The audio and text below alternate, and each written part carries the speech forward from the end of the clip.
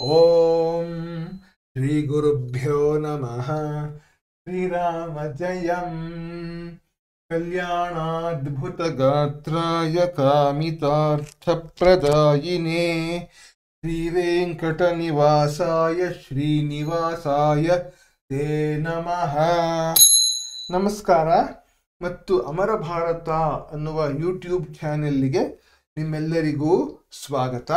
ನಾವೀಗ ದೀಪಕಂ CBSE 8ನೇ ಕ್ಲಾಸಿನ ಪಠ್ಯಪುಸ್ತಕದ ಅಧ್ಯಯನವನ್ನು ಪ್ರಾರಂಭಿಸೋಣ.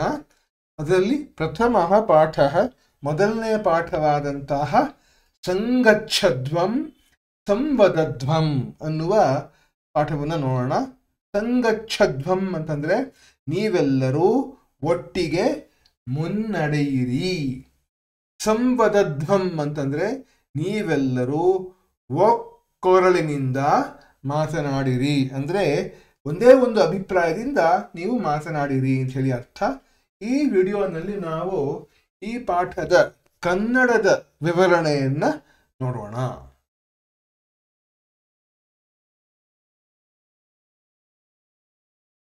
ಭಾರತೀಯ ಸಂಪ್ರದಾಯದಲ್ಲಿ ಯಾವುದಾದ್ರೂ ಒಂದು ಮಂಗಳ ಕೆಲಸವನ್ನು ಪ್ರಾರಂಭಿಸುವಾಗ ದೇವತಾ ಪ್ರಾರ್ಥನೆಯೊಂದಿಗೆ ನಾವು ಪ್ರಾರಂಭಿಸ್ತೇವೆ. ಇದರಲ್ಲಿ ಸರಸ್ವತಿ ದೇವಿಯ ಪ್ರಾರ್ಥನೆಯನ್ನ ಮಾಡಿ ನಾವು ಪ್ರಾರಂಭಿಸೋಣ. ಜಯ ಜಯ ಹೇ ಭಗವತಿ ಸುರಭಾರತಿ ತವ ಚರಣೌ ಪ್ರಣಮಾಮಃ. ನಾದ ಬ್ರಹ್ಮಮಯಿ ಜಯವಾಗೀಶ್ವರಿ ಶರಣಂತೆ ಗಚ್ಛಾಮಃ. ತ್ವಮಸಿ ಶರಣ್ಯಾ ತ್ರಿಭುವನಧನ್ಯಾ ಸುರಮುನಿವಂದಿತ ಚರಣಾ. ನವರಸಮಧುರಾ ಕವಿತಾ ಮುಖರಾ ಸ್ಮಿತ ರುಚಿ ರುಚಿರಾಭರಣಾ. ಆಸೀನಾ ಭವ ಮಾನಸಹಂಸೆ ಕುಂದತುಹಿನ ಶಶಿಧವಲೆ. ಹರಜಡತಾಂ ಕುರು ಬುದ್ಧಿ ವಿಕಾಸಂ ಸಿತ ಪಂಕಜತನು ವಿಮಲೆ. ಲಲಿತ ಕಲಾಮಯಿ ಜ್ಞಾನ ವಿಭಾಮಯಿ ವೀಣಾ ಪುಸ್ತಕಧಾರಿಣಿ. ಮತಿರಾಸ್ತಾನ್ನೋ ತವ ಪದ ಕಮಲೆ ಐಕುಂಠಾ ವಿಷಹಾರಿಣಿ. ಜಯ ಜಯ ಹೇ ಭಗವತಿ ಸುರಭಾರತಿ ತವ ಚರಣೌ ಪ್ರಣಮಾಮಃ. ಈ ಪುಸ್ತಕದಲ್ಲಿ ಎಲ್ಲ ಪಾಠಗಳು ಒಂದು ಸಂಭಾಷಣೆಯ ಮುಖಾಂತರ ಪ್ರಾರಂಭವಾಗುತ್ತವೆ. ಈ ಪಾಠದಲ್ಲೂ ಕೂಡ ಒಬ್ಬರು ಮೇಷ್ಟ್ರು ಮತ್ತು ಅವರ ವಿದ್ಯಾರ್ಥಿಗಳು ಇವರ ನಡುವೆ ನಡೆಯುವ ಒಂದು ಸಂಭಾಷಣೆಯನ್ನು ನಾವೀಗ ನೋಡೋಣ. ಮೊದಲಿಗೆ ಈ ಹುಡುಗಿ ಏನು ಹೇಳ್ತಾಳೆ ಅಂತ ನೋಡೋಣ. ನಮಸ್ತೆ ಆಚಾರ್ಯ. ನಮಸ್ಕಾರ ಆಚಾರ್ಯರೇ. ಅಸ್ಮಾಕಂ ವಿದ್ಯಾಲಯಸ್ಯ ಕ್ರೀಡೋತ್ಸವೇ. ನಮ್ಮ ಶಾಲೆಯ ಕ್ರೀಡಾ ಉತ್ಸವದಲ್ಲಿ ಪಾದ ಕಂದುಕ ಕ್ರೀಡಾಯಾಮ್ ಫುಟ್ಬಾಲ್ ಅನ್ನುವಂಥ ಆಟದಲ್ಲಿ ವಯಂ ವಿಜಯಂ ಪ್ರಾಪ್ತವಂತಹ. ನಾವು ವಿಜಯವನ್ನು ಪಡೆದೆವು. ಇದಕ್ಕೆ ಮೇಷ್ಟ್ರು ಹೇಳ್ತಾರೆ, ವರ್ಧಾಪನಾನಿ ಅಭಿನಂದನಂ ಭವತಾಂ. ಅಭಿನಂದನೆಗಳು, ನಿಮಗೆ ಅಭಿನಂದನೆಗಳು. ಅಪಿ ಭವಂತಹ ಜಾನಂತಿ ಯತ್. ನಿಮಗೆ ಇದು ತಿಳಿದಿದೆಯೇ ಏನು ಅಂತಂದ್ರೆ, ಯತ್ ಭವತಾಂ ಪ್ರತಿದ್ವಂದ್ವಿನಃ ಕಥಂ ಪರಾಜಿತಾಹ. ನಿಮ್ಮ ಪ್ರತಿಸ್ಪರ್ಧಿಗಳು ಹೇಗೆ ಪರಾಜಿತರಾದರು ಎಂದು, ಅಂದ್ರೆ ನಿಮ್ಮ ಎದುರಾಳಿಗಳು ಹೇಗೆ ಸೋತರು ಅನ್ನೋದು ನಿಮಗೆ ತಿಳಿದಿದೆಯೇನಪ್ಪ ಅಂತ ಕೇಳ್ತಾರೆ ಮೇಷ್ಟ್ರು. ಅದಕ್ಕೆ ಈ ಹುಡುಗ ಹೇಳ್ತಾನೆ, ಆಂ ಜಾನಾಮಿ ಆಚಾರ್ಯ. ಹೌದು, ನನಗೆ ತಿಳಿದಿದೆ ಆಚಾರ್ಯರೇ. ಅಸ್ಮಾಕಂ ದಲಸ್ಯ ಕ್ರೀಡಕೇಶು ಪರಸ್ಪರಂ ಸಮ್ಯಕ್ ಸಾಮಂಜಸ್ಯಂ ಆಸೀತ್. ನಮ್ಮ ತಂಡದ ಆಟಗಾರರಲ್ಲಿ ಪರಸ್ಪರ ಒಳ್ಳೆಯ ಹೊಂದಾಣಿಕೆಯು ಅಂದರೆ ಸಾಮಂಜಸ್ಯವು ಇದ್ದಿತು. ಕಿಂತು ವಿಪಕ್ಷಿದಳೆ ತತ್ ನಾಸೀತ್ ನ ಆಸೀತ್, ಆದರೆ ಪ್ರತಿಪಕ್ಷದ ತಂಡದಲ್ಲಿ ಅದು ಇರಲಿಲ್ಲ ಅಂತ ಈ ಹುಡುಗ ಹೇಳ್ತಾನೆ. ಮುಂದಕ್ಕೆ ಇನ್ನೊಂದು ಮಗು ಹೇಳುತ್ತೆ, ಸತ್ಯಂ ಆಚಾರ್ಯ, ಸತ್ಯ ಆಚಾರ್ಯರೇ, ತಸ್ಯ ದಲಸ್ಯ ಕ್ರೀಡಕೇಶು ಪರಸ್ಪರಂ ಮನೋಭೇದ ದ್ವೇಷಭಾವ ಚ ಆಸೀತ್. ಆ ತಂಡದ ಆಟಗಾರರಲ್ಲಿ ಪರಸ್ಪರ ಅಭಿಪ್ರಾಯ ಭೇದಗಳು ಹಾಗೂ ದ್ವೇಷದ ಭಾವವು ಇದ್ದವು. ತೇ ಅನ್ಯೋನ್ಯಂ ಸಹಯೋಗಂ ನ ಕೃತವಂತಹ, ಅವರು ಒಬ್ಬರೊಬ್ಬರಿಗೆ ಸಹಕಾರವನ್ನ ಕೊಡಲಿಲ್ಲ, ಸಹಕಾರ ಕೊಡ್ಲಿಲ್ಲಪ್ಪ ಅವರು ಅಂತ, ಸಹಕಾರ ಕೊಡ್ಲಿಲ್ಲ ಸರ್ ಅಂತ ಈ ಹುಡುಗ ಹೇಳ್ತಿದೆ, ಮಗು ಹೇಳ್ತಾ ಇದೆ. ಮುಂದಕ್ಕೆ ಮೇಷ್ಟ್ರು ಹೇಳ್ತಾರೆ, ತರ್ಹಿ ವದಂತು, ಹಾಗಾದ್ರೆ ಹೇಳಿ ನೀವು, ವಿಜಯ ಪ್ರಾಪ್ತ್ಯರ್ಥಂ ಕಿಂ ಕಿಂ ಅವಶ್ಯಕಂ, ಗೆಲುವನ್ನು ಪಡೆಯುವುದಕ್ಕೆ ಏನು ಏನು ಅವಶ್ಯಕ ಎಂದು ನೀವು ಹೇಳಿ ಅಂತ ಮೇಷ್ಟ್ರು ಹುಡುಗರನ್ನು ಕೇಳ್ತಾರೆ. ಅವಾಗ ಹುಡುಗರು ಹೇಳ್ತಾರೆ, ಈ ಹುಡುಗಿ ಹೇಳುತ್ತೆ, ಮಿಲಿತ್ವಾ ಕಾರ್ಯಕರಣಂ, ಒಟ್ಟಿಗೆ ಸೇರಿ ಕೆಲಸ ಮಾಡುವುದು, ಟೀಮ್ ವರ್ಕ್ ಅಂತೀವಲ್ಲ ಅದು, ಏಕತಾ ಏಕತೆ ಅಂದ್ರೆ ಯೂನಿಟಿ, ಪರಸ್ಪರಂ ಸಾಮಂಜಸ್ಯಂ ಚ, ಹಾಗೂ ಪರಸ್ಪರ ಹೊಂದಾಣಿಕೆ ಚ ಅವಶ್ಯಕಂ, ಅವಶ್ಯಕವಾಗಿವೆ ಅಂತ ಈ ಹುಡುಗಿ ಹೇಳುತ್ತೆ. ಅವಾಗ ಆಚಾರ್ಯರು ಹೇಳ್ತಾರೆ, ಸತ್ಯಂ ಏವ ಉಕ್ತಂ, ನಿನ್ನಿಂದ ಸತ್ಯವೇ ನುಡಿಯಲ್ಪಟ್ಟಿತು, ಏಷ ಏವ ಸಂದೇಶ ವೇದೆ, ಇದೇ ನಿಜವಾಗಿ ವೇದಗಳ ಸಂದೇಶ. ಸಂಗಚ್ಛಧ್ವಂ ಸಂವದಧ್ವಂ ಇತ್ಯೇವ ಪ್ರದತ್ತಃ ಪ್ರಕರ್ಷೇಣ ದತ್ತಃ, ಅಂದ್ರೆ ಸಂಗಚ್ಛಧ್ವಂ ಸಂವದಧ್ವಂ ಇದನ್ನು ಒತ್ತಿ ಈ ಸಂದೇಶವನ್ನಾಗಿ ಕೊಡಲಾಗಿದೆ ಅಂತ ಮೇಷ್ಟ್ರು ಹೇಳ್ತಾರೆ. ಆಗ ಈ ಮಗು ಕೇಳುತ್ತೆ, ಆಚಾರ್ಯರೇ, ತಸ್ಮಾತ್ ವೇದಾತ್ ಗೃಹೀತಃ ಏಷ ಸಂದೇಶ, ಯಾವ ವೇದದಿಂದ ಈ ಸಂದೇಶವನ್ನು ತೆಗೆದುಕೊಳ್ಳಲಾಗಿದೆ, ಕಹಚ ಅಸ್ಯ ಅಭಿಪ್ರಾಯ, ಹಾಗೂ ಇದರ ಅಭಿಪ್ರಾಯ ಅಂದ್ರೆ ಅರ್ಥ ಏನು ಅಂತ ಮಗು ಕೇಳ್ತಾ ಇದೆ. ಆಗ ಮೇಷ್ಟ್ರು ಹೇಳ್ತಾರೆ, ಋಗ್ವೇದದಲ್ಲಿ ಸಂಜ್ಞಾನ ಸೂಕ್ತಸ್ಯ ಏಷಃ ಮಂತ್ರ ಅಂಶಃ, ಸಂಜ್ಞಾನ ಸೂಕ್ತ ಎನ್ನುವ ಮಂತ್ರದ ಅಂಶ ಇದು. ಏತತ್ ಸಂಘಟನ ಸೂಕ್ತಮಿತ್ಯಪಿ ಪ್ರಖ್ಯಾತಂ, ಇದು ಸಂಘಟನ ಸೂಕ್ತ ಎಂದು ಪ್ರಖ್ಯಾತವಾಗಿದೆ. ಆಗಚ್ಚಂತು ಬನ್ನಿ, ವಯಂ ಅಸ್ಯ ಸೂಕ್ತಸ್ಯ ಪ್ರಸಿದ್ಧಾನ್ 3 ಮಂತ್ರಾನ್ ಪಠಾಮಃ, ನಾವೆಲ್ಲರೂ ಈ ಸೂಕ್ತದ ಪ್ರಸಿದ್ಧವಾದ 3 ಮಂತ್ರಗಳನ್ನ ಕಲಿಯೋಣ ಅಂತ ಹೇಳಿ ಮೇಷ್ಟ್ರು ಹೇಳ್ತಾರೆ. ಇದು ನಮ್ಮೆಲ್ಲರಲ್ಲಿಯೂ ಏಕತೆ ಇರಬೇಕು ಇದು ಸೂಚಿಸುವ ವೇದ ಮಂತ್ರವಿದು. ಅಂದ್ರೆ ನಮ್ಮ ಆಲೋಚನೆಗಳಲ್ಲಿ, ಮಾತಿನಲ್ಲಿ ಹಾಗೂ ಕ್ರಿಯೆಗಳಲ್ಲಿ ಏಕತೆ, ಅಂದ್ರೆ ಇಡೀ ವಿಶ್ವದ ಜನರಲ್ಲಿ ಏಕತೆ, ವಿಶೇಷವಾಗಿ ಭಾರತೀಯರಾದ ನಮ್ಮಲ್ಲಿ ಏಕತೆ, ನಮ್ಮಲ್ಲೆಲ್ಲರಲ್ಲೂ ಕೂಡ ಏಕಾಭಿಪ್ರಾಯವಿರಬೇಕು ಅನ್ನುವಂಥ ಒಂದು ವಿಷಯವನ್ನ ಈ ಮಂತ್ರ ನಮಗೆ ತಿಳಿಸಿಕೊಡ್ತಾ ಇದೆ.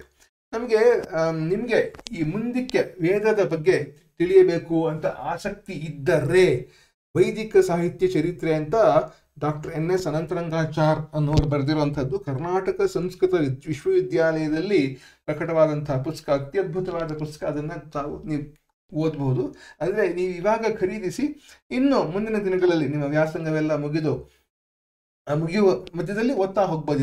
ಇದನ್ನ ಅಧ್ಯಯನ 1 ವರ್ಷ 2 ವರ್ಷದ ಅಧ್ಯಯನವಲ್ಲ, ಇದು ನಿರಂತರವಾಗಿ ಅಧ್ಯಯನ ಮಾಡುವಂತಹದ್ದು. ಮತ್ತು ತಮಿಳಿನಲ್ಲಿ ದೈವತ್ತಿನ್ ಕುರಳ್ ಅನ್ನುವಂತಹ ಒಂದು ಪುಸ್ತಕ ಸರಣಿಯನ್ನ ಇದೆ. ಅದು ಕಾಂಚಿ ಪರಮಾಚಾರ್ಯ ಸ್ವಾಮಿಗಳು ಅವರ ಭಾಷಣಗಳ, ಅವರ ಉಕ್ತಿಗಳ, ಸೂಕ್ತಿಗಳ ಒಂದು ಸಂಕಲನವಾಗಿದೆ ಇದು. ಅದರಲ್ಲಿ 2ನೇ ಒಂದು ಭಾಗದಲ್ಲಿ ವೇದಗಳ ವಿಷಯವಾಗಿ ವಿಸ್ತಾರವಾಗಿ ಅವರು ಹೇಳಿದ್ದಾರೆ. ಅದನ್ನ ಇಂಗ್ಲಿಷ್ನಲ್ಲಿ ದ ವೇದಾಸ್ ಅಂತ ಹೇಳಿ ಭಾರತೀಯ ವಿದ್ಯಾಭವನ್ ಅವರು ಅದನ್ನ ಸಂಕಲಿತ ಮಾಡಿ ಕೊಟ್ಟಿದ್ದಾರೆ. ನೀವು ಈ ಪುಸ್ತಕವನ್ನು ನೀವು ಖರೀದಿಸಬಹುದು. ತಮಿಳು ಭಾಷೆ ಅಧ್ಯಯನ ಮಾಡೋಕ್ಕೆ ಬಂದವರು ಈ ತಮಿಳು ಭಾಷೆಯನ್ನ ಪುಸ್ತಕವನ್ನು ಓದ್ಬೋದು. ಇದು ಅನೇಕ ಭಾಷೆಗಳಲ್ಲಿ ತರ್ಜಮೆಗೊಂಡಿದೆ. ಇದು ಪ್ರಾಯಶಃ ಇದನ್ನ ಈ 7 ಭಾಗಗಳನ್ನ ಅಧ್ಯಯನ ಮಾಡಿದರೆ ನಮ್ಮ ಇಡೀ ಹಿಂದೂ ಧರ್ಮದ ಒಂದು ಸಮಗ್ರ ಪರಿಚಯ ನಮ್ಗೆ ಆಗತ್ತೆ ಅಂತ ಅನ್ಸುತ್ತೆ. ಈಗ ಪಾಠಕ್ಕೆ ಪ್ರವೇಶ ಮಾಡೋಣ. ಪ್ರಾಚೀನ ಭಾರತೀಯ ಜ್ಞಾನ ಪರಂಪರಾಯಾಮ್, ಪ್ರಾಚೀನ ಭಾರತೀಯ ಜ್ಞಾನ ಪರಂಪರೆಯಲ್ಲಿ ವೇದ ಸಾಕ್ಷಾತ್ ಬ್ರಹ್ಮ ಮುಖ ನಿಸೃತ ಪವಿತ್ರತಮ ದೈವಿ ವಾಕ್ ಇತಿ ಮನ್ಯತೆ. ವೇದವು ಸಾಕ್ಷಾತ್ ಬ್ರಹ್ಮನ ಮುಖದಿಂದ ಹೊರಬಂದ ಅತ್ಯಂತ ಪವಿತ್ರವಾದ, ಅಂದರೆ ಬಹಳ ಬಹಳ ಪವಿತ್ರವಾದ ದೈವಿ ವಾಣಿ ಎಂದು ಪರಿಗಣಿಸಲ್ಪಡುತ್ತದೆ. ವೇದಸ್ಯ ಚತ್ವಾರಃ ಸಂಹಿತಾಃ ಸಂತಿ, ವೇದಗಳ 4 ಸಂಹಿತೆಗಳು ಇವೆ. ಋಗ್ವೇದ, ಯಜುರ್ವೇದ, ಸಾಮವೇದ, ಅಥರ್ವವೇದ ಇಚ್ಛ ಇತಿ. ಋಗ್ವೇದ, ಯಜುರ್ವೇದ, ಸಾಮವೇದ ಹಾಗೂ ಅಥರ್ವವೇದ. ಇಮೇ ವೇದಾಃ ಅದ್ಯ ವಿಶ್ವಸ್ಯ ಪ್ರಾಚೀನತಮ ಸಾಹಿತ್ಯ ರೂಪೇಣ ವಿದ್ವದ್ಭಿಃ ಮನ್ಯಂತೆ. ಈ ವೇದಗಳು ಇಡೀ ವಿಶ್ವದ ಅತ್ಯಂತ ಪ್ರಾಚೀನ ಸಾಹಿತ್ಯ ರೂಪವೆಂದು ಇಂದಿನ ವಿದ್ವಾಂಸರಿಂದ ಪರಿಗಣಿಸಲ್ಪಟ್ಟಿದೆ. ಭವಂತಃ ಸರ್ವೇ ಸ್ನಾತ್ವಾ,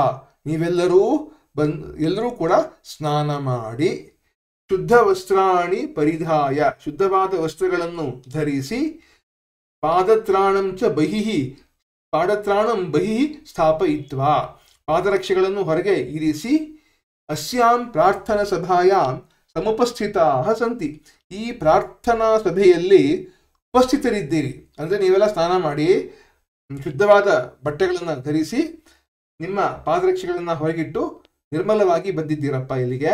ಅತಃ ಆಗಚ್ಚಂತು, ಆದ್ದರಿಂದ ಬನ್ನಿರಿ.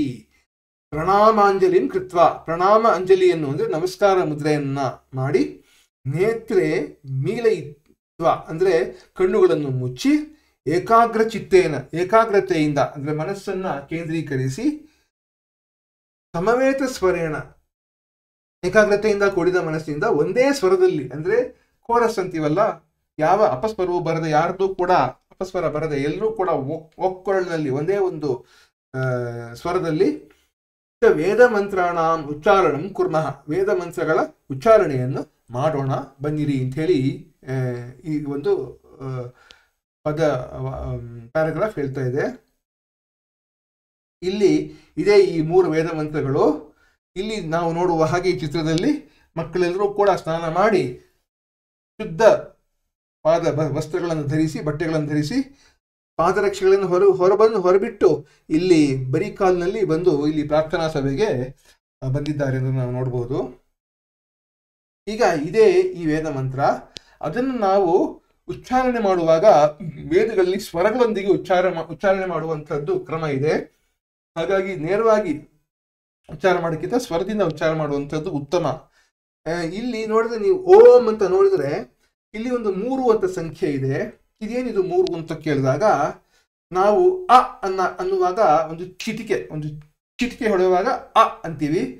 ಆ ಅಂದ್ರೆ 2 ಚಿಟಿಕೆ ಆ, ಇದು ಅ, ಇದು ಆ.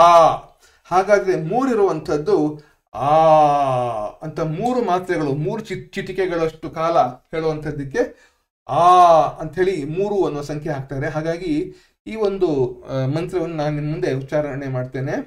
ಓಂ ಸಂಗಚ್ಛಧ್ವಂಸಂ ವದಧ್ವಂಸಂ ಭೋಮನಾಂಸಿ ಜಾನತಾಂ ದೇವಾ ಭಾಗೈ ಯಥಾ ಪೂರ್ವೇ ಸಂಜಾನಾನಾ ಉಪಾಸತೆ ಸಮಾನೋ ಮಂತ್ರ ಸಮಿತಿ ಸಮಾನೀ ಸಮಾನಂ ಮನಸ್ಸಃ ಚಿತ್ತಮೇಷಾಂ ಸಮಾನಂ ಮಂತ್ರಮಭಿಮಂತ್ರಯೇವ ಸಮಾನೇನ ವೋ ಹವಿಷಾ ಜುಹೋಮಿ ಸಮಾನೀವ ಆಕೂತಿ ಸಮಾನಾ ಹೃದಯಾನಿವಃ ಸಮಾನಮಸ್ತು ವೋ ಮನೋ ಯಥಾ ಆವಸ್ಸು ಸಹಾಸತಿ. ಓಂ ಶಾಂತಿ ಶಾಂತಿ ಶಾಂತಿ.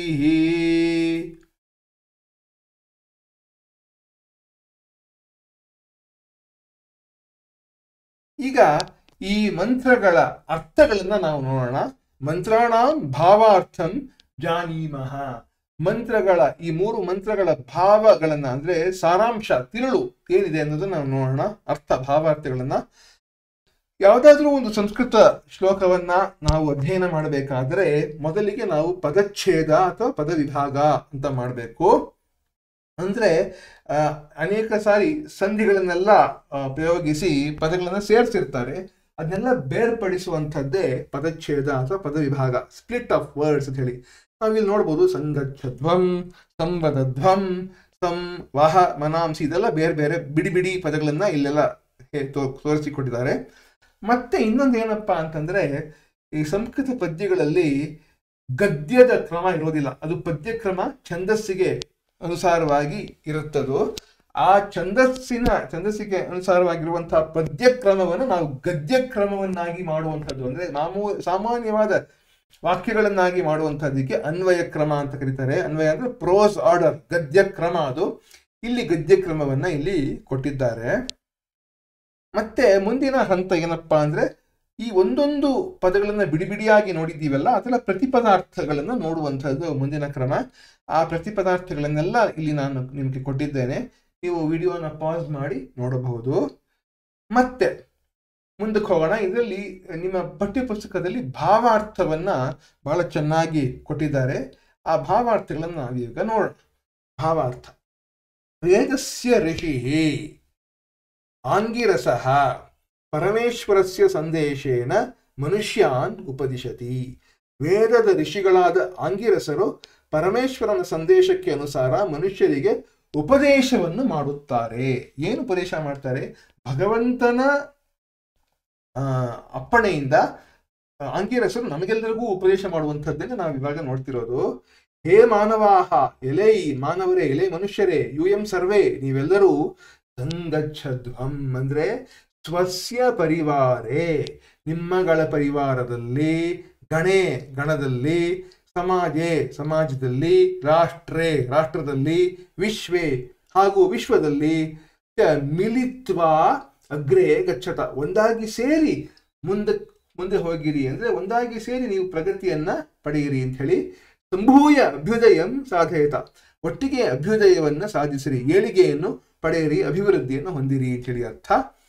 ಸಂವದಧ್ವಂ ಪರಸ್ಪರಂ ಸಮ್ಯಕ್ ವಿಚಾರ ವಿನಿಮಯಂ ಕುರ್ವಂತಹ ಏಕಸ್ವರೇಣ ವದತ, ಪರಸ್ಪರ ಸರಿಯಾದ ವಿಚಾರ ವಿನಿಮಯವನ್ನ ಮಾಡಿ ಒಂದೇ ಧ್ವನಿಯಲ್ಲಿ ಮಾತನಾಡಿರಿ, ಒಂದೇ ಅಭಿಪ್ರಾಯವನ್ನು ಪ್ರಸ್ತುತಪಡಿಸಿರಿ ಅಂತ ಹೇಳಿ. ವಾಹ ಅಂದ್ರೆ ಯುಷ್ಮಾಕಂ, ನಿಮ್ಮೆಲ್ಲರ, ಮನಾಂಸಿ ಪರಸ್ಪರ ಮನೋಭಾವಾನ್, ಪರಸ್ಪರ ಮನೋಭಾವಗಳನ್ನು, ಸಂಜಾನತಾಂ ಸಮ್ಯಕ್ ಜಾನೀತ, ಸರಿಯಾಗಿ ತಿಳಿಯಿರಿ, ಪರಸ್ಪರಂ ಮನೋಭೇದ ಮಾಸ್ತು, ಪರಸ್ಪರ ಮನೋಭೇದಗಳು ಬೇಡವಾಗಿರಲಿ, ಮನಸ್ತಾಪಗಳು ಬೇಡ, ಒಮ್ಮನಸ್ಸನ್ನು ಹೊಂದಿರಿ ನೀವೆಲ್ಲರೂ ಅನ್ನುವಂಥದ್ದನ್ನ ಅಂಗೀರಸರು ನಮಗೆ ಹೇಳಿರುವಂಥದ್ದು ಭಗವಂತನ ಸಂದೇಶ ಇದು. ಮುಂದಕ್ಕೆ ಯಥಾ ಪೂರ್ವೆ ಯಥಾ ಸೃಷ್ಟೇ ಪ್ರಾರಂಭ ಕಾಲೇ, ಹೇಗೆ ಸೃಷ್ಟಿಯ ಆದಿಯಲ್ಲಿ, ನಮ್ಮ ವೇದಗಳಲ್ಲಿ ಮತ್ತು ಪುರಾಣಗಳಲ್ಲಿ ಈ ಪ್ರಪಂಚ ಬ್ರಹ್ಮಾಂಡ ಹೇಗೆ ಸೃಷ್ಟಿ ಆಯಿತು ಅನ್ನೋದರ ದೀರ್ಘವಾದ ವಿವರಣೆಗಳು ಬರುತ್ತೆ. ಆ ಸೃಷ್ಟಿ ಯಾವ್ದ ಭಗವಂತ ಸೃಷ್ಟಿ ಮಾಡಿಸಿದನೋ ಆ ಸೃಷ್ಟಿಯ ಪ್ರಾರಂಭ ಕಾಲದಲ್ಲಿ ದೇವಾಹ ಅಂದ್ರೆ ಬ್ರಹ್ಮಣ ಸೃಷ್ಟಾಹ ಅಗ್ನಿ ವಾಯು ಆದಿತ್ಯಾದಯ ಬ್ರಹ್ಮಾಂಡೀಯ ಶಕ್ತಯ, ಅಂದ್ರೆ ಬ್ರಹ್ಮನಿಂದ ಸೃಷ್ಟಿಸಲ್ಪಟ್ಟ ಅಗ್ನಿ ವಾಯು ಆದಿತ್ಯ ಮೊದಲಾದ ಬ್ರಹ್ಮಾಂಡದ ಶಕ್ತಿಗಳು ಅಂದ್ರೆ ದೇವತೆಗಳು. ಭಾಗಂ ಅಂತಂದ್ರೆ ಸೃಷ್ಟಿ ನಿರ್ಮಾಣ ಯಜ್ಞಸ್ಯ ಸಾಫಲ್ಯಾರ್ಥಂ ಸ್ವಂ ಕರ್ತವ್ಯಂ ಸ್ವೀಕೃತ್ಯ, ಅಂದ್ರೆ ಸೃಷ್ಟಿ ನಿರ್ಮಾಣವೆನ್ನುವ ಯಜ್ಞದ ಸಫಲತೆಗೋಸ್ಕರ, ಅದು ಸರಿಯಾಗಿ ನಡೆಯಲಿ, ಅದು ಸಫಲವಾಗಲಿ ಅನ್ನೋದಕ್ಕೋಸ್ಕರವಾಗಿ ತಮ್ಮ ಕರ್ತವ್ಯಗಳನ್ನು ಸ್ವೀಕರಿಸಿ, ಸಂಜಾನಾನಾಹ ಪರಸ್ಪರಂ ಉತ್ಕೃಷ್ಟ ಸಮನ್ವಯ ಪೂರ್ವಕಂ, ಒಟ್ಟಾರೆ ಉತ್ಕೃಷ್ಟತೆಗೋಸ್ಕರ ಪರಸ್ಪರ ಹೊಂದಾಣಿಕೆಯಿಂದ ಅಂದ್ರೆ ಸಮನ್ವಯದಿಂದ, ಉಪಾಸತೆ ಸ್ವಂ ಕರ್ಮ ನಿರ್ವಹನ್, ತಮ್ಮ ಕರ್ತವ್ಯಗಳನ್ನು ನಿರ್ವಹಿಸುವರು, ಅಂದ್ರೆ ದೇವತೆಗಳೆಲ್ಲರೂ ತಮ್ಮ ಕರ್ತವ್ಯಗಳನ್ನು ಒಂದೇ ಒಂದು ಧ್ಯೇಯಕ್ಕೋಸ್ಕರ, ಒಂದೇ ಒಂದು ಗುರಿ, ಒಂದೇ ಒಂದು ಗೋಲ್ ಅಂತ ಹೇಳ್ತೀವಲ್ಲ, ಅದಕ್ಕೋಸ್ಕರ ಆಚರಿಸಿದರು, ಒಂದೇ ಲಕ್ಷ್ಯವನ್ನು ಉದ್ದೇಶಿಸಿ ಮಾಡಿರುದರು ಅಂತ ಹೇಳಿ ತಮ್ಮ ತಮ್ಮ ಕೆಲಸಗಳನ್ನು ತಾವು ನಿರ್ವಹಿಸಿದ್ರು, ಬಹಳ ಚೆನ್ನಾಗಿ ಮಾಡಿದ್ರು ಅಂತ ಹೇಳಿ ಹೇಳ್ತಿದ್ದಾರೆ. ತಥಾ ಏವ ಯೂಯಂ ಮನುಷ್ಯಾಹ, ಇದೇ ರೀತಿಯಲ್ಲಿ ನೀವು ಮನುಷ್ಯರೆಲ್ಲರೂ ಅಪಿ ಸಹ ಸ್ವಸ್ಯ ಕುಟುಂಬಸ್ಯ, ನಿಮ್ಮ ಕುಟುಂಬದ, ದಲಸ್ಯ ತಂಡದ, ಲೋಕಸ್ಯ ಚ ಮತ್ತು ಲೋಕದ ಪ್ರಗತಿಯೇ ನಿತ್ಯಂ ಸಂಭೂಯ, ಲೋಕದ ಪ್ರಗತಿಗಾಗಿ ಪ್ರತಿನಿತ್ಯವೂ ಒಟ್ಟಿಗೆ ಸೇರಿ ಸ್ವಸ್ವ ಕರ್ತವ್ಯಸ್ಯ ಸುಚಾರು ನಿರ್ವಾಹಂ ಕುರುತ, ನಿಮ್ಮ ನಿಮ್ಮ ಕರ್ತವ್ಯಗಳನ್ನು ಬಹಳ ಚೆನ್ನಾಗಿ ನಿರ್ವಹಿಸಿರಿ, ನಿಮ್ಮ ನಿಮ್ಮ ಕೆಲಸಗಳನ್ನು ನೀವು ಸರಿಯಾಗಿ ಮಾಡ್ರಪ್ಪ ಅಂತ ಹೇಳಿ ಹೇಳ್ತಾರೆ. ಇತ್ತಂ ಯೂಯಂ ಸರ್ವೇ ವೈಮನಸ್ಯಂ ಪರಿತ್ಯಜ್ಯ, ಹೀಗೆ ನೀವೆಲ್ಲರೂ ನಿಮ್ಮ ವೈಮನಸ್ಯ ಅಂದರೆ ಮನಸ್ತಾಪಗಳು, ಮನಸ್ಸಿನ ಭೇದಗಳನ್ನೆಲ್ಲ ಬಿಟ್ಟು ಪರಿತ್ಯಜ್ಯ ಐಕ್ಯಭಾವೇನ ಜೀವತ, ಐಕ್ಯಭಾವದಿಂದ ಜೀವಿಸಿರಿ. ತಥಾ ಸರ್ವೇ ಅಭೀಷ್ಟ ಫಲಾನಿ ಚ ಪ್ರಾಪ್ನುತ, ಇದರಿಂದ ನೀವೆಲ್ಲರೂ ನಿಮ್ಮ ನಿಮ್ಮ ಇಷ್ಟ ಫಲಗಳನ್ನು ಪಡೆಯುವಿರಿ ಅಂತ ಹೇಳಿ ಈ ಮಂತ್ರ ಹೇಳ್ತಾ ಇದೆ. ಮುಂದಿನ ಮಂತ್ರ ಸಮಾನೋ ಮಂತ್ರ ಸಮಿತಿ ಸಮಾನಿ ಅಂತ ನಾವು ನೋಡಿದ್ವಲ್ಲ, ಅದರದ್ದು ಪದಚ್ಛೇದ ಹೀಗಿದೆ ಮತ್ತು ಅನ್ವಯ ಹೀಗಿದೆ. ಪದಚ್ಛೇದ ಅಂದ್ರೆ ಸ್ಪ್ಲಿಟ್ ಆಫ್ ವರ್ಡ್ಸ್, ಪದ ವಿಭಾಗ. ಅನ್ವಯ ಅಂದ್ರೆ ಗದ್ಯ ಕ್ರಮ, ಅಂದ್ರೆ ಪ್ರೋಸ್ ಆರ್ಡರ್ ಅಂತೀವಲ್ಲ, ಅದು ನೀವು ನೋಡ್ಕೊಬಹುದು. ಮುಂದಕ್ಕೆ ಪ್ರತಿ ಪದಾರ್ಥವನ್ನು ಇಲ್ಲಿ ನಾನು ನಿಮಗೆ ತೋರಿಸಿದ್ದೇನೆ, ಅದರ ಭಾವಾರ್ಥವನ್ನು ನಾವೀಗ ನೋಡೋಣ. ಇದರ ಭಾವಾರ್ಥವನ್ನ ಈಗ ನೋಡೋಣ. ಏಷಾಂ ಏಕಸ್ಮಿನ್ ಕರ್ಮಣಿ ಸಹ ಪ್ರವೃತ್ತಾನಾಂ, ಏಷಾಂ ಒಂದೇ ಕರ್ಮದಲ್ಲಿ ಜೊತೆಗೂಡಿ ಪ್ರವೃತ್ತರಾದ ಇವರ, ಮಂತ್ರ ಅಂದರೆ ಚಿಂತನಂ ಚಿಂತನೆಗಳು, ಸಮಾನಃ ಪರಸ್ಪರಂ ಸೌಹಾರ್ದಪೂರ್ಣಂ ಭವತು, ಪರಸ್ಪರ ಸೌಹಾರ್ದಪೂರ್ಣವಾಗಿ ಇರಲಿ ಅಂದರೆ ಹೊಂದಾಣಿಕೆಯಿಂದ ಕೂಡಿರಲಿ. ಏಷಾಂಚ ಹಾಗೂ ಇವರುಗಳ, ಸಮಿತಿ ಲಕ್ಷ್ಯ ಸಿದ್ಧಿ ಅಂದರೆ ಗುರಿಯ ಕಡೆಗೆ, ಗುರಿ ಎಡೆಗೆ, ಲಕ್ಷ್ಯದ ಎಡೆಗೆ ಸಿದ್ಧಿಯು, ಸಮಾನಿ ಸಮಾನಾಹ ಭವತು, ಸಮಾನ ಭವತು ಸಮಾನವಾಗಿ ಆಗಲಿ. ಮನಃ ಮನಃ ಮನಃ ಚ ಮನಸ್ಸುಗಳು ಸಹ, ಸಮಾನಂ ಸೌಮನಸ್ಯ ಪೂರ್ಣಂ ಅಸ್ತು, ತಥಾ ಚ ಸಂತೋಷದಿಂದ ಅದು ತೃಪ್ತಿಯಿಂದ ಇರಲಿ. ಹಾಗೂ ಚಿತ್ತಂ ಬುದ್ಧಿಜನ್ಯಂ ಜ್ಞಾನಂ ಅಪಿ, ಬುದ್ಧಿಯಿಂದ ಜನಿಸಿದ ಜ್ಞಾನವೂ ಕೂಡ ಅಂದರೆ ತಿಳುವಳಿಕೆಯೂ ಕೂಡ, ಸಹ ಏಕೀಭೂತಂ ಅಸ್ತು ಒಂದುಗೂಡಿಸಲ್ಪಡಲಿ, ಒಂದೇ ಒಂದಾಗಿರಲಿ ಅಂಥೇಳಿ ಅರ್ಥ. ಗೃಹೇ ವರ್ಗೇ ಲೋಕೇ ಚ, ಮನೆಯಲ್ಲಿಯೋ ತಂಡದಲ್ಲಿಯೋ ವರ್ಗದಲ್ಲಿಯೋ ಲೋಕದಲ್ಲಿಯೋ, ತಂಡದಲ್ಲಿ ಅಂದರೆ ವರ್ಗದಲ್ಲಿ, ಲೋಕದಲ್ಲಿಯೋ ಪರಸ್ಪರಂ ದ್ವೇಷಂ ವಿನಾ, ಪರಸ್ಪರ ದ್ವೇಷ ಭಾವವಿಲ್ಲದೆ, ಸರ್ವೇ ಸುಖೇನ ಸೌಹಾರ್ದಪೂರ್ಣೇನ ಜೀವನಂ ಯಾಪಯೇಯುಹು, ಎಲ್ಲರೂ ಸುಖದಿಂದ ಸೌಹಾರ್ದಪೂರ್ಣವಾಗಿ ಜೀವನವನ್ನು ಕಳೆಯುವಂತೆ ಆಗಲಿ. ಇದೆಲ್ಲ ಭಗವಂತ ಆಂಗಿರಸರ ಋಷಿಗಳ ಮೂಲಕ ನಮಗೆ ಕೊಟ್ಟಂತಹ ಸಂದೇಶ, ಅದನ್ನು ನಾವು ಮರಿಬಾರ್ದು. ಮುಂದಕ್ಕೆ ಹೇ ಮನುಜಾಹ, ಎಲೈ ಮನುಷ್ಯರೇ, ವಹ ಯುಷ್ಮಾಕಂ ನಿಮ್ಮೆಲ್ಲರ, ಸಮಾನಂ ಮಂತ್ರಂ ಅನ್ಯೋನ್ಯ ಮಂತ್ರಣಂ, ಸಂಘಟನ ಸಂಕಲ್ಪಂಚ, ಅನ್ಯೋನ್ಯ ಮಂತ್ರಾಲೋಚನೆ ಅಂದರೆ ಮಾತುಕತೆ, ಹಾಗೂ ಸಂಘಟಿತ ಅಂದರೆ ಒಂದಾದ ಸಂಕಲ್ಪವನ್ನು, ಕಾಮನ್ ರಿಸಾಲ್ವ್, ಕಾಮನ್ ರೆಸಲ್ಯೂಷನ್, ಒಂದೇ ಒಂದು ಕಾಮನ್ ವಿಷನ್ ಅಂತೀವಲ್ಲ ಆ ತರಹ, ಅಭಿಮಂತ್ರಯೇ ಅಹಂ ಸಂಸ್ಕರೋಮಿ ದಿವ್ಯ ಭಾವೇನ ಯೋಜಯಿತ್ವ ಪ್ರಕಟಯಾಮಿ ಅಂತ ಹೇಳಿದ್ರೆ, ನಾನು ಸಂಸ್ಕರಿಸುತ್ತೇನೆ ಅಂದರೆ ದಿವ್ಯ ಭಾವದಿಂದ ಆಯೋಜಿಸಿ ಪ್ರಕಟಿಸುತ್ತೇನೆ. ತಥಾಚ ಹಾಗೂ ವಹ ಸಂಘಟಿತಾನಾಂ ಯುಷ್ಮಾಕಂ ಅಂದರೆ ಒಂದಾಗಿರುವ ಒಟ್ಟಿಗಿರುವ ನಿಮ್ಮೆಲ್ಲರ, ಸಮಾನೇನ ಸಾಮೂಹಿಕವಾದ ಹವಿಷ ಪ್ರಾರ್ಥನೆಯಿಂದ, ಜುಹೋಮಿ ಅಹಂ ಜ್ಞಾನಯಜ್ಞಂ ಸಂಪಾದಯಾಮಿ ನಾನು ಜ್ಞಾನಯಜ್ಞವನ್ನು ಪಡೆಯುತ್ತೇನೆ. ಇತ್ತಂ ಹೀಗೆ ಋಷಯಃ ಮಹಾತ್ಮನಃ ಚ ಋಷಿಗಳು ಮಹಾತ್ಮರು ಸರ್ವದಾ ಸಾಮನಸ್ಯ ಪೂರ್ಣಂ ಸಂಕಲ್ಪಂ ಮಂತ್ರಣಂಚ ದಿವ್ಯಭಾವೇನ ಯೋಜಯಿತ್ವಾ ಸರ್ವದಾ ಸಾಮನಸ್ಯ ಪೂರ್ಣಂ ಸಂಕಲ್ಪಂ ಮಂತ್ರಣಂಚ ದಿವ್ಯಭಾವೇನ ಯೋಜಯಿತ್ವಾ ಒಮ್ಮನಸ್ಸಿನಿಂದ ಯಾವಾಗಲೂ ಒಮ್ಮನಸ್ಸಿನಿಂದ ಪೂರ್ಣರಾಗಿ ಸಂಕಲ್ಪವನ್ನು ವಿಚಾರ ವಿನಿಮಯವನ್ನು ದಿವ್ಯಭಾವದಿಂದ ಆಯೋಜಿಸಿ ಸಮಾಜೇ ಪ್ರಚಾರಯಂತಿ ಸಮಾಜದಲ್ಲಿ ಹರಡುತ್ತಾರೆ ಅಂದರೆ ಪಸರಿಸುತ್ತಾರೆ ತಸ್ಯ ಸಾಫಲ್ಯಾರ್ಥಂ ಚ ಪರಮೇಶ್ವರಂ ಪ್ರಾರ್ಥಯಂತೆ ಅದರ ಸಫಲತೆಗಾಗಿ ಭಗವಂತನನ್ನ ಪರಮೇಶ್ವರನನ್ನ ಪ್ರಾರ್ಥಿಸ್ತಾರೆ ಅಂತ ಹೇಳಿ ನಮ್ಮ ಭಾರತೀಯ ದರ್ಶನಗಳಲ್ಲಿ ಭಗವಂತನ ಇರುವಿಕೆ ಭಗವಂತನಿಗೆ ಒಂದು ಮುಖ್ಯವಾದ ಸ್ಥಾನವಿರುತ್ತೆ. ಯಾಕೆಂದ್ರೆ ಗೀತೆಯಲ್ಲೂ ಹೇಳ್ತಾನೆ ಕೃಷ್ಣ ದೈವಂ ಚೈವಾತ್ರ ಪಂಚಮಂ ಭಗವಂತನ ಸಂಕಲ್ಪ ಭಗವಂತನ ಕೃಪೆ ಇಲ್ಲದಿದ್ದರೆ ಯಾವ ಕೆಲಸವೂ ನಡೆಯುವುದಿಲ್ಲ. ಅದರಲ್ಲಿ ಭಗವಂತನ ಪಾತ್ರ ಇದ್ದೇ ಇರಬೇಕು ಅನ್ನುವಂಥದ್ದಕ್ಕೋಸ್ಕರ ಭಗವಂತನನ್ನ ಪ್ರಾರ್ಥಿಸುವಂಥದ್ದು ಇದನ್ನ ಇಲ್ಲಿ ಹೇಳ್ತಾರೆ. ಅದರ ಸಫಲತೆಗಾಗಿ ಭಗವಂತನನ್ನ ಪರಮೇಶ್ವರನನ್ನ ಪ್ರಾರ್ಥಿಸ್ತಾರೆ ಅಂತ ಇಲ್ಲಿ ಈ ಪಾಠ ಹೇಳ್ತಿದೆ. ಮುಂದಕ್ಕೆ ಮೂರನೇದು ಸಮಾನೀವಾ ಆಕೃತಿ. ಇಲ್ಲೂ ಪದಚ್ಛೇದ ಹಾಗೂ ಅನ್ವಯಗಳನ್ನ ನಾವು ಕೊಟ್ಟಿದ್ದೇವೆ. ಮುಂದಕ್ಕೆ ಪ್ರತಿಪದಾರ್ಥವನ್ನು ಇಲ್ಲಿ ನಾವು ನೋಡಬಹುದು. ಭಾವಾರ್ಥಕ್ಕೆ ಬರೋಣ. ಮೂರನೇ ಶ್ಲೋಕದ ಭಾವಾರ್ಥ. ಹೇ ಮಾನವಾಹ ಎಲೈ ಮಾನವರೇ, ವಹ ಯುಷ್ಮಾಕಂ ಅಂದ್ರೆ ನಿಮ್ಮೆಲ್ಲರ, ಆಕೂತಿ ಅಂದ್ರೆ ಸಂಕಲ್ಪ ಅಂದ್ರೆ ಸಂಕಲ್ಪವು ಸಮಾನಿ ಸಮಾನ ಅಸ್ತು ಸಮಾನವಾಗಿರಲಿ ಒಂದೇ ಆಗಿರಲಿ ಅಂತ ಹೇಳಿ. ವಹ ಹೃದಯಾನಿ ಯುಷ್ಮಾಕಂ ಹೃದಯಾನಿ ನಿಮ್ಮ ಮನಸ್ಸುಗಳು. ಹೃದಯ ಅಂತಂದ್ರೆ ಸಾಮಾನ್ಯವಾಗಿ ಮನಸ್ಸು ಅಂತಲೇ ಅರ್ಥ. ನಿಮ್ಮ ಮನಸ್ಸುಗಳು ಸಮಾನಾಹ ಅಂದ್ರೆ ಸಾಮರಸ್ಯ ಪೂರ್ಣಾನಿ ಸಂತು. ಸಾಮರಸ್ಯದಿಂದ ಅಂದ್ರೆ ಹೊಂದಾಣಿಕೆಯಿಂದ ತುಂಬಿ ಇರಲಿ. ಪೂರ್ಣಾನಿ ಅಂದ್ರೆ ಅದರಲ್ಲಿ ತುಂಬಿ ಭರಿತವಾಗಿರಲಿ ಅಂತ ಹೇಳಿ.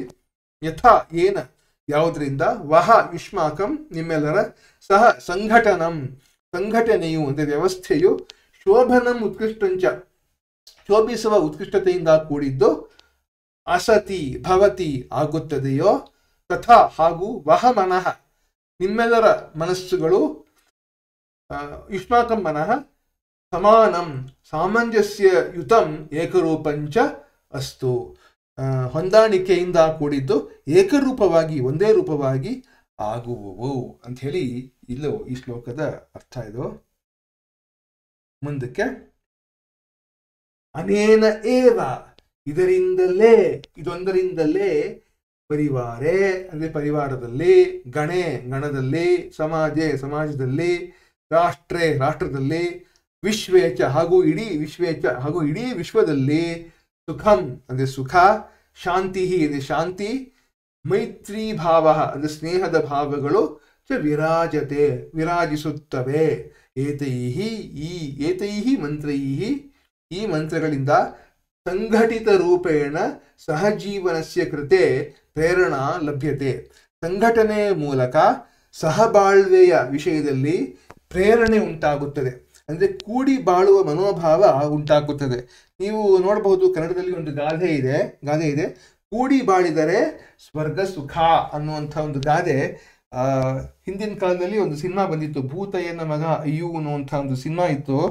1974 ಇಸ್ವಿನಲ್ಲಿ ಬಿಡುಗಡೆ ಆದ ಸಿನಿಮಾ. ಅದರಲ್ಲಿ ಕಡೇ ದೃಶ್ಯದಲ್ಲಿ ಕೂಡಿ ಬಾಳಿದರೆ ಸ್ವರ್ಗ ಸುಖ ಅನ್ನುವಂಥದ್ದನ್ನ ಒಂದು ಸಂದೇಶವನ್ನ ಕೊಟ್ಟಿದ್ದಾರೆ. ಆ ಸಿನಿಮಾ ನೀವು ನೋಡ್ಬೋದು, ಅತ್ಯಂತ ಅದ್ಭುತವಾಗಿದೆ. ಯೂಟ್ಯೂಬಲ್ಲಿ ಸಿಗುತ್ತೆ ಆ ಸಿನಿಮಾ. ಏತೇನ ಸ್ವಜೀವನೆ ಲೋಕೇಚ ಇದರಿಂದ ನಿಮ್ಮ ಜೀವನದಲ್ಲಿ ಹಾಗೂ ಲೋಕದಲ್ಲಿ ಪ್ರಸನ್ನತಾ ಅಂದ್ರೆ ಪ್ರಸನ್ನತೆಯು, ಸೌಮನಸ್ಯವೋ, ಉತ್ಸಾಹವೋ, ಆಯುಸ್ಸು, ಆರೋಗ್ಯಂ, ವಿಜಯ, ಸಮೃದ್ಧಿ, ಧರ್ಮ, ಜ್ಞಾನ ಪ್ರಾಪ್ತಿ, ಆತ್ಮತೃಪ್ತಿ ಚ ಭವತಿ ಅಂದ್ರೆ ಆರೋಗ್ಯ, ವಿಜಯ, ಸಮೃದ್ಧಿ, ಧರ್ಮ, ಜ್ಞಾನದ ಪ್ರಾಪ್ತಿ ಹಾಗೂ ಆತ್ಮತೃಪ್ತಿ. ನಮ್ಗೆಲ್ಲರಿಗೂ ಬೇಕಾಗಿರುವಂಥದ್ದು ಆತ್ಮತೃಪ್ತಿ. ಹೊರಗಿನ ವಸ್ತು ಪ್ರಪಂಚದಲ್ಲಿ ಯಾವ ಆತ್ಮತೃಪ್ತಿಯೂ ಸಿಗುವುದಿಲ್ಲ. ಹೊರಗಿನ ವಸ್ತು ಪ್ರಪಂಚದಲ್ಲಿ ಸಿಗುವಂತಹ ವಸ್ತುಗಳೆಲ್ಲವೂ ಕೂಡ ಕೇವಲ ತಾತ್ಕಾಲಿಕ ಟೆಂಪರರಿಯಾಗಿ ಕೊಡುವಂತಹ ತೃಪ್ತಿಗಳು.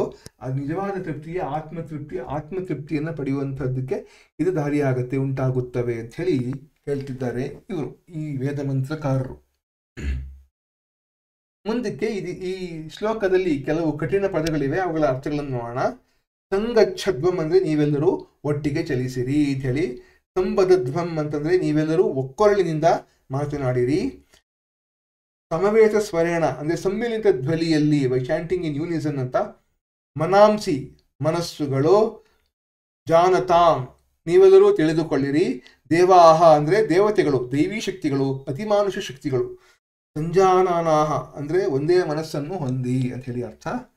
ಮುಂದಕ್ಕೆ ಉಪಾಸತೆ ಶ್ರದ್ಧೆಯೊಂದಿಗೆ ಸೇವಿಸುತ್ತಾರೆ, ಉಪಾಸಿಸುತ್ತಾರೆ. ಅಭ್ಯುದಯಂ ಅಂದ್ರೆ ಅಭ್ಯುದಯ, ಲೋಕದಲ್ಲಿ ಏಳಿಗೆ. ಮಂತ್ರ ಅಂದ್ರೆ ವಿಚಾರ, ದೀರ್ಘ ಚಿಂತನೆ. ಸಮಿತಿ ಅಂದ್ರೆ ಸಮಾನವಾದ ಸಿದ್ಧಿ, ಪ್ರಾಪ್ತಿ, ಪಡೆದುಕೊಳ್ಳುವಿಕೆ. ವಹ ಅಂದ್ರೆ ನಿಮಗೆ, ನಿಮ್ಮೆಲ್ಲರಿಗೆ, ಬಹುವಚನ. ಅಭಿಮಂತ್ರಯೇ ಅಭಿಮಂತ್ರಿಸಿ ಪ್ರಸರಿಸುತ್ತೇನೆ. ಹವಿಷ ಪ್ರಾರ್ಥನೆಯೊಂದಿಗೆ ಯಜ್ಞಕ್ಕೆ ಆಹುತಿ ಸಮರ್ಪಿಸುವ ಮೂಲಕ. ಮುಂದಕ್ಕೆ ಜುಹೋಮಿ ಜ್ಞಾನ ಹಾಗೂ ಕರ್ಮಗಳಿಂದ ಇರುವ ಯಜ್ಞವನ್ನು ಮಾಡುತ್ತೇನೆ. ಆಕೂತಿಹಿ ಅಂತಂದ್ರೆ ಸಂಕಲ್ಪ, ನಿರ್ಧಾರ, ಉದ್ದೇಶ. ಸುಸಹ ಅಸತಿ ಅಂದ್ರೆ ನೀವೆಲ್ಲರೂ ಒಗ್ಗಟ್ಟಿನಿಂದ ಇರಿ ಅಂತೇಳಿ. ಸಂಹಿತಾ ವೇದದ ಮೂಲ ಮಂತ್ರ ಪಾಠ. ಬ್ರಹ್ಮಣ ಅಂದ್ರೆ ಸೃಷ್ಟಿಕರ್ತ ಬ್ರಹ್ಮನಿಂದ ಅಂದ್ರೆ ಅಥವಾ ಭಗವಂತನಿಂದ. ನಿರವಹನ್ ಅಂದ್ರೆ ಜವಾಬ್ದಾರಿ, ಹೊಣೆಗಾರಿಕೆ ತೆಗೆದುಕೊಂಡು. ಇಲ್ಲಿ ಸಂಕಲ್ಪ ಅನ್ನೋದು ಮುದ್ರಣ ದೋಷವಾಗಿದೆ, ಅದು ಸಂಕಲ್ಪ ಅಂತ ಹೇಳಿ ಅರ್ಥ. ಈ ತರ ಸಂಕಲ್ಪ ಅನ್ನುವ ಹಾಗೆ. ಇನ್ನು ಈ ಒಂದು ಅಧ್ಯಾಯದಲ್ಲಿ ಒಂದು ಸಣ್ಣ ವ್ಯಾಕರಣ ಭಾಗ ಇದೆ, ಅದನ್ನು ನಾವೀಗ ನೋಡೋಣ.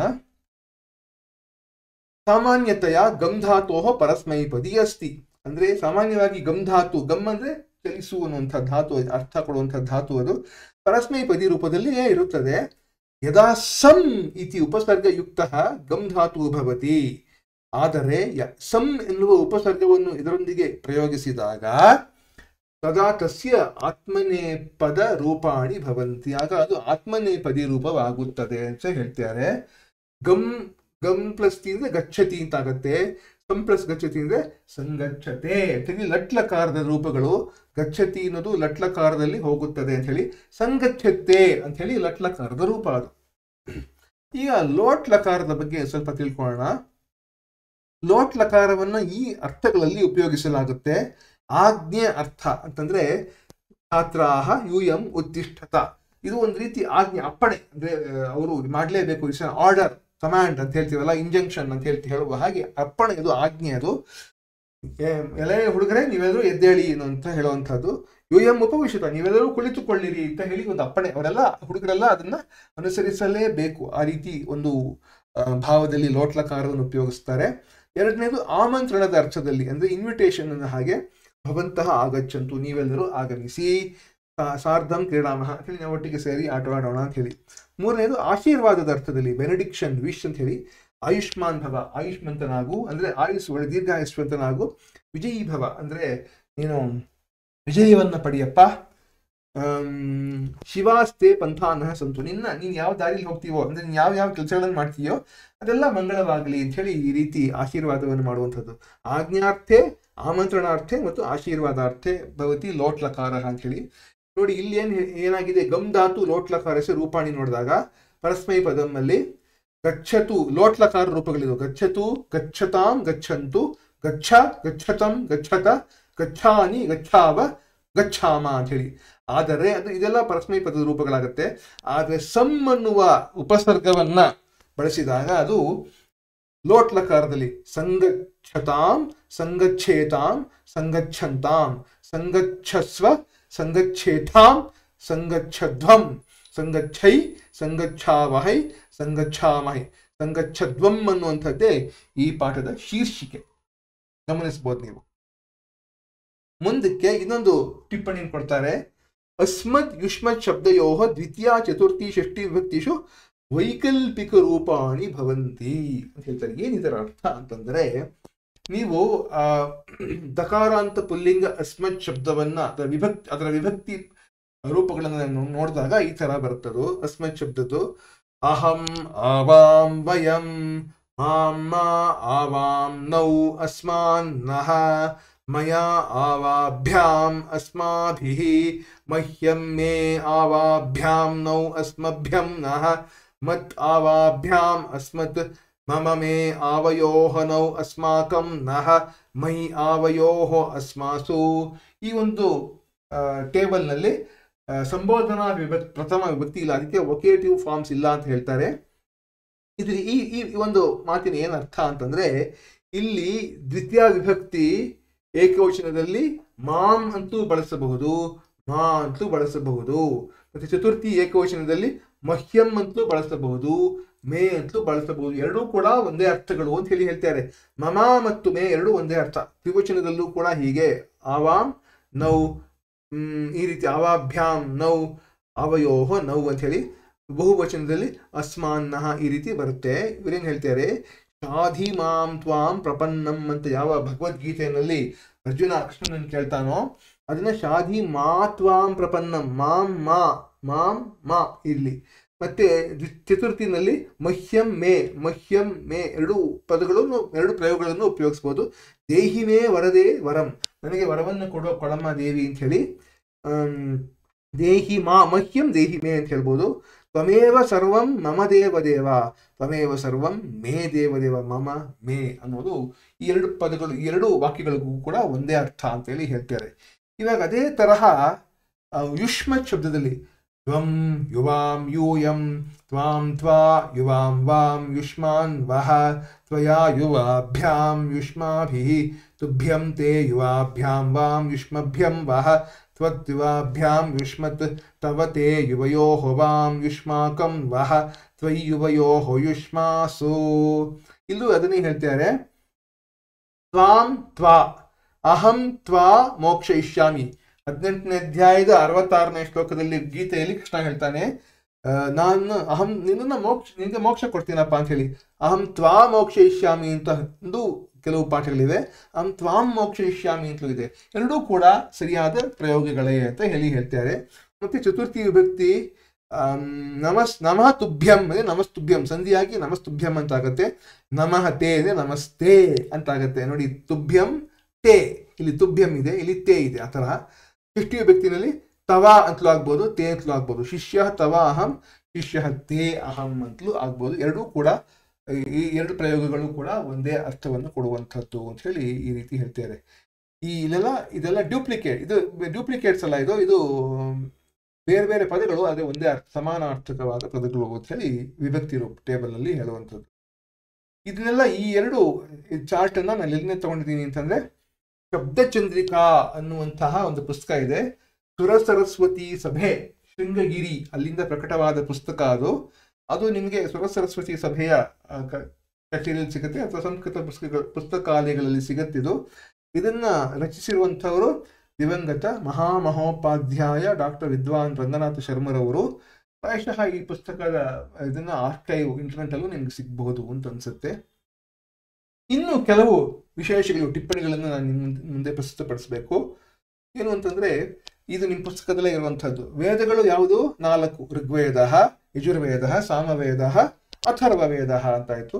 ಬ್ರಾಹ್ಮಣಾನಿ, ಬ್ರಾಹ್ಮಣ ಅಂತಂದ್ರೆ ಇಲ್ಲಿ ವರ್ಣವನ್ನು ಹೇಳ್ತಿಲ್ಲ, ಅದು ಹೇಳ್ತಿರುವಂಥದ್ದು ವೇದಗಳ 4 ಭಾಗಗಳು: ಸಂಹಿತೆ, ಬ್ರಾಹ್ಮಣ, ಅರಣ್ಯಕ ಹಾಗೂ ಉಪನಿಷತ್ತು. ಈ ಬ್ರಾಹ್ಮಣ ಐತರೇಯ ಬ್ರಾಹ್ಮಣ, ಶತಪಥ ಬ್ರಾಹ್ಮಣ, ಸಾಮವಿಧಾನಂ ಬ್ರಾಹ್ಮಣ, ಗೋಪಥ ಬ್ರಾಹ್ಮಣ ಇತ್ಯಾದಿ ಬ್ರಾಹ್ಮಣಗಳು. ಮತ್ತು ಉಪನಿಷತ್ತುಗಳು, ಕೆಲವರ ಪ್ರಕಾರ 200ಕ್ಕೂ ಹೆಚ್ಚು ಉಪನಿಷತ್ತುಗಳಿವೆ ಅಂತ ಹೇಳ್ತಾರೆ, ಕೆಲವರು 108 ಅಂತ ಹೇಳ್ತಾರೆ. ಆದರೆ 10 ಮಾತ್ರ ಪ್ರಮುಖವಾಗಿ ಹೇಳುವಂಥದ್ದು ಉಂಟು. ಈಶಾಕೇನ ಕಠಪ್ರಶ್ನ, ಮುಂಡಕ, ಮಾಂಡೂಕ್ಯ, ಐತರೇಯ, ತೈತ್ರಿಯ, ಚಾಂದೋಗ್ಯ, ಬೃಹದಾರಣ್ಯಕ ಅಂತ ಹೇಳಿ ಇನ್ನೂ ಕೆಲವು 2-3 ಉಪನಿಷತ್ತುಗಳನ್ನು ಹೇಳ್ತಾರೆ. ಮಹಾನಾರಾಯಣ ಉಪನಿಷತ್ತು, ಮತ್ತು ಕೌಶೀತಕಿ ಬ್ರಾಹ್ಮಣೋಪನಿಷತ್ತು, ಮತ್ತೆ ಸುಬಾಲೋಪನಿಷತ್ತು, ಮತ್ತು ಶ್ವೇತಾಶ್ವತರೋಪನಿಷತ್ತು, ಇವುಗಳು ಕೂಡ ಮುಖ್ಯವಾದ ಉಪನಿಷತ್ತುಗಳು ಅಂತ ಹೇಳ್ತಾರೆ. ಉಪವೇದಗಳು ಅಂತಂದ್ರೆ ಆಯುರ್ವೇದ, ಧನುರ್ವೇದ, ಗಾಂಧರ್ವ ವೇದ, ಅರ್ಥವೇದ, ಸ್ಥಾಪತ್ಯ ವೇದ, ವೇದೋಪಾಂಗಾನಿ, ವೇದ ಉಪಾಂಗಗಳು ಅಂದ್ರೆ 6 ದರ್ಶನಗಳು ಅಂತ ಹೇಳಿ. ನಮ್ಮ ದೇಶದಲ್ಲಿ 6 ದರ್ಶನಗಳನ್ನು ಬಹಳ ಪ್ರಮುಖವಾಗಿ ಹೇಳ್ತಾರೆ. ಯಾವುವು ಅಂದ್ರೆ ನ್ಯಾಯ, ವೈಶೇಷಿಕ, ಸಾಂಖ್ಯ, ಯೋಗ, ಪೂರ್ವಮೀಮಾಂಸಾ ಹಾಗೂ ಉತ್ತರ ಮೀಮಾಂಸೆ. ಉತ್ತರ ಮೀಮಾಂಸೆಯನ್ನ ವೇದಾಂತ ಅಂತಲೂ ಕರೆಯೋದುಂಟು. ಉಪನಿಷತ್ತುಗಳು ಕೂಡ ವೇದಾಂತ ಅಂತಲೇ ಕರೆಯೋದುಂಟು. ಮತ್ತು ವೇದದ ಅಂಗಗಳು ಏನು ಅಂತಂದ್ರೆ ಶಿಕ್ಷಾ, ವ್ಯಾಕರಣಂ, ಛಂದಃ, ನಿರುಕ್ತಂ, ಜ್ಯೋತಿಷಂ, ಕಲ್ಪಃ ಅಂತ ಹೇಳಿ. ಮುಂದಕ್ಕೆ ಇದು ಈ ಒಂದು ಪಾಠ ಯಾವ್ದನ್ನ ನಾವು ನೋಡಿದ್ವೋ, ಸಂಗಚ್ಚಧ್ವಂ ಸಂಬದ್ಧಧ್ವಂ ಅಂತ ಏನು ನೋಡಿದ್ವೋ ಅದು ಮೊದಲು ಅದಕ್ಕೆ ಮುಂಚೆ ಋಗ್ವೇದದಲ್ಲಿ ಒಟ್ಟು 10,552 ಮಂತ್ರಗಳಿವೆ ಅಂತ ಹೇಳ್ತಾರೆ ಇವತ್ತು ಸಿಕ್ಕಿರುವಂತಹ ಋಗ್ವೇದದಲ್ಲಿ. ಅದನ್ನ ನೋಡುವ ಕ್ರಮ 2 ತರ ಕ್ರಮಗಳಿವೆ.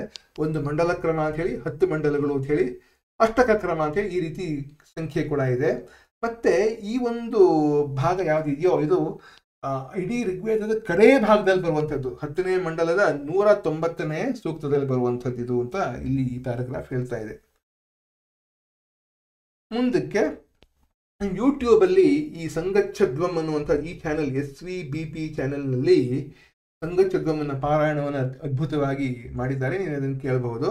ಮತ್ತು ಈ ತತ್ವಂ ಅನ್ನುವಂಥ ಚಾನೆಲ್ ಶ್ರೀಮತಿ ಶುಭಾ ಅನ್ನೋರು ಈ ಸಂಗಚ್ಚಧ್ವಮಿನ ಅರ್ಥವನ್ನ, ಅದರ ಮಹತ್ವವನ್ನ ಮತ್ತು ಅದರ ಪಾರಾಯಣವನ್ನು ಅದರಲ್ಲಿ ಆ ವಿಡಿಯೋನಲ್ಲಿ ತೋರಿಸಿಕೊಟ್ಟಿದ್ದಾರೆ. ಮತ್ತೆ ಇಂಡಿಯನ್ ಸ್ಪಿರಿಚುವಲ್ ಹೆರಿಟೇಜ್ ಅನ್ನುವಂಥ ಒಂದು ಚಾನೆಲ್ ನಲ್ಲಿ ಸ್ವಾಮಿ ಸಮರ್ಪಣಾನಂದ ಜಿ ಅನ್ನುವಂಥವ್ರು, ರಾಮಕೃಷ್ಣ ಆಶ್ರಮದ ಒಬ್ಬ ಸನ್ಯಾಸಿಗಳು, ಅವರು ಈ ಸಂಗಚ್ಚಧ್ವಂ ಅನ್ನುವುದರ ಬಗ್ಗೆ ಒಂದು ವಿಸ್ತಾರವಾಗಿ ಒಂದು 50 ನಿಮಿಷದಷ್ಟು ಮಾತನಾಡಿದ್ದಾರೆ. ಇದನ್ನೆಲ್ಲ ನೀವು ನೋಡಿ ಇದರ ಮಹತ್ವವನ್ನು ನೀವು ತಿಳ್ಕೊಬಹುದು. ಇಲ್ಲಿಗೆ ಈ ವಿಡಿಯೋವನ್ನ ಮುಗಿಸುವ ಸಮಯ ಬಂತು. ಮುಂದಿನ ವಿಡಿಯೋಲಿ ನಾವು ಇದರ ಅಭ್ಯಾಸ ಭಾಗವನ್ನು ನೋಡುವುದಿದೆ. ನೋಡಿದ್ದಕ್ಕೆ ನಿಮ್ಗೆಲ್ಲರಿಗೂ ಧನ್ಯವಾದಗಳು. ಲೈಕ್ ಮಾಡಿ, ಸಬ್ಸ್ಕ್ರೈಬ್ ಮಾಡಿ, ಶೇರ್ ಮಾಡಿ. ಯೂಟ್ಯೂಬ್ ಅಮರ ಭಾರತ, ಶುಭಂ ಭೂಯಾತ್, ಮಂಗಳಮಸ್ತು, ವಂದೇ ಮಾತರಂ, ಸರ್ವಂ ಶ್ರೀ ಕೃಷ್ಣಾರ್ಪಣಮಸ್ತು.